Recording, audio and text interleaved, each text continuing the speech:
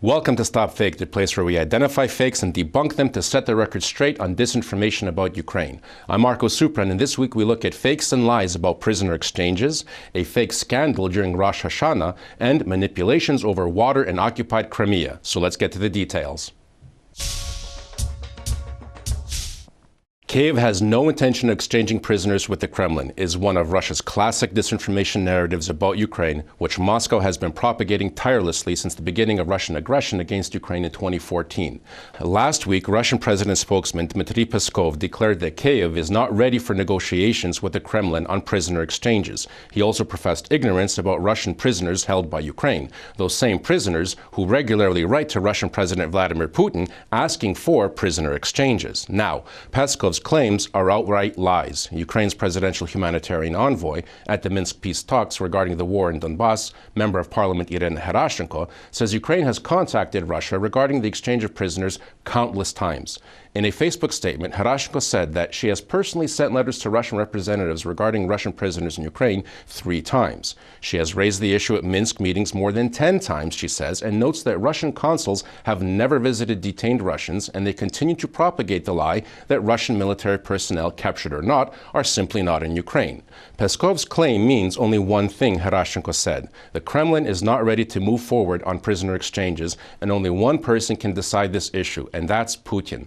Herashchenko also points out that Russia's refusal to claim their prisoners has an adverse effect on Ukrainian prisoners of war, as their release is prevented indefinitely by Russia's recalcitrance. StopFake has debunked several Russian fakes regarding prisoners of war. Among them, claims that Ukraine is unwilling to repatriate prisoners of war from the occupied territories, and that Kyiv sabotages talks on prisoner exchanges.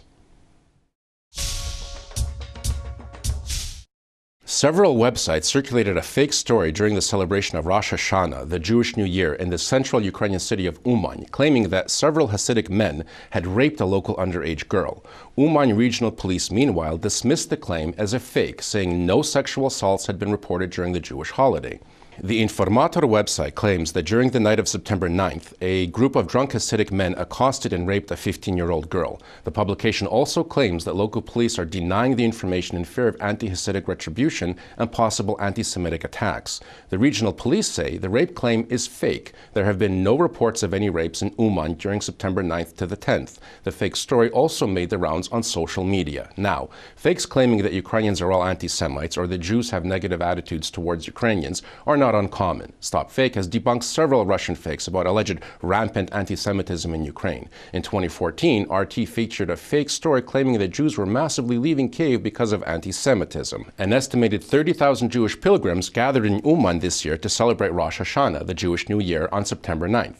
Uman is the resting place of Rebbe Nachman, a Jewish spiritual leader who founded the Breslov Hasidic movement and who has a large following in the United States, Israel, and elsewhere.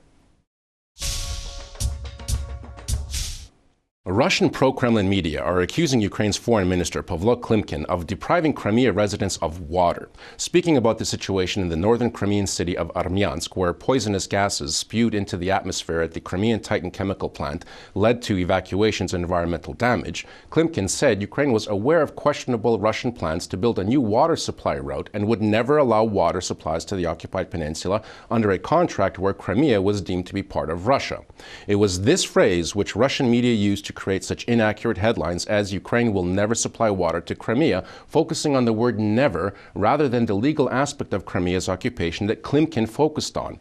Meanwhile, the pro-Russian faction in the Ukrainian parliament, the opposition bloc, published a statement demanding the resignation of Minister Klimkin, accusing him of organizing a water genocide against Crimean residents and violating international law. This statement only fueled the distorted Russian stories about Crimea's water problems, with RIA Novosti declaring that the Ukrainian parliament called the cessation of water supplies to Crimea a genocide. Minister Klimkin fired back at the disingenuous opposition bloc statement, reminding the pro-Russian members of parliament that the international law that they refer to clearly states that the occupant is responsible for the situation in Crimea, not Ukraine. Quote, "It's not Ukraine that cut off Crimea from water. It is Russia who cut off Crimea from Ukraine by force." Prior to the March 2014 Russian annexation of Crimea, the peninsula relied on freshwater supplies from mainland Ukraine via the Dnipro-Crimea Canal, diverting water from Ukraine's largest river, Dnipro.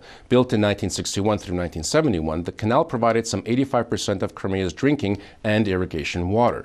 Shortly after the annexation, Ukraine built a dike across the canal, cutting off freshwater supply to Crimea.